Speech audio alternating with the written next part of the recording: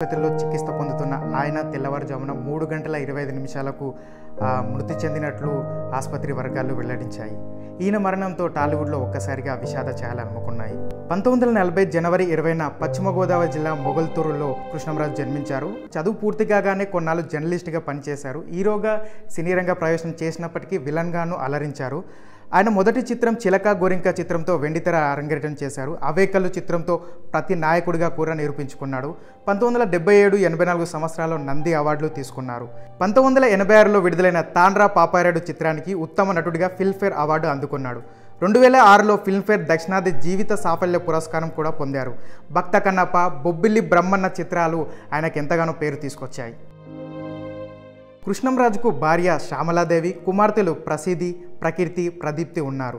ఆయన సోదరు ఉప్పలపాటి సూర్యనారాయణరాజు కుమారుడే ప్రముఖ నటుడు ప్రభాస్. కృష్ణంరాజు పార్థివ దేహాన్ని మధ్యాహ్నం 12 గంటల తర్వాత ఆయన స్వగృహానికి తీసుకురానున్నారు. అంత్యక్రియలు సోమవారం మధ్యాహ్నం తర్వాత జరుగుతాయని కుటుంబ సభ్యులు వెల్లడించారు.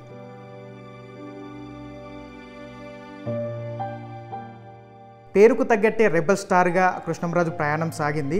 భిన్నమైన పాత్రలతో నటుడిగా పరిశ్రమ స్థాయిని పెంచే చిత్రాలతో నిర్మాతగా ఆయన ప్రత్యేక గుర్తింపు తెచ్చుకున్నారు. అలనాటి అగ్రతారలు ఎన్టీఆర్, ఏఎన్ఆర్ కృష్ణల ధీటుగా తనదైన నటనతో రాణించిన కథానాయకుడు కృష్ణంరాజు. పౌరాణిక జానపద కథల్లోనూ తనదైన హావభావాలతో అలరించారు. దాదాపు 5.5 దశాబ్దాలుగా సినీ ప్రయాణంలో సుమారు 180 చిత్రాలకు పైగా ఆయన నటించారు. గోపికృష్ణ మూవీస్ పతాకం స్థాపించి పలు చిత్రాలు కూడా ఆయన నిర్మించారు. కృష్ణంరాజు నట వారసుడిగా టాలీవుడ్లోకి ఎంట్రీ ఇచ్చిన ప్రభాస్ ప్రస్తుతం జాతీయ స్థాయిలో నటిస్తున్నాడు. ఆయన నట ప్రయాణం తనకెంతో సంతృప్తినిచ్చిందని కృష్ణంరాజు పలు సందర్భాల్లో వ్యాఖ్యానించారు. ఆయన రాజకీయాల్లో కూడా తన వంతు పాత్ర పోషించారు. 1991లో కాంగ్రెస్ పార్టీలో చేరిన ఆయన అదే ఏడాది నర్సాపురం లోక్సభ నియోజకవర్గం నుంచి పోటీ చేసి ఓడిపోయారు. అనంతరం కొద్ది రోజుల పాటు రాజకీయాలకు దూరంగా ఉన్నారు. తర్వాత 1998లో బీజేపీలో చేరిన ఆయన లోక్సభ ఎన్నికలకు పోటీ చేసి గెలుపొందారు. అనంతరం 1999లో జరిగిన ఎన్నికల్లోనూ గెలుపొందారు. ఆ తర్వాత వాజ్పేయి హయాంలో కేంద్ర మంత్రిగా కూడా పనిచేయడం జరిగింది. ఆయన కేంద్ర మంత్రిగా సేవలందించడమే కాకుండా టాలీవుడ్లో అనేక సినిమాలను నిర్మించడం కూడా జరిగింది.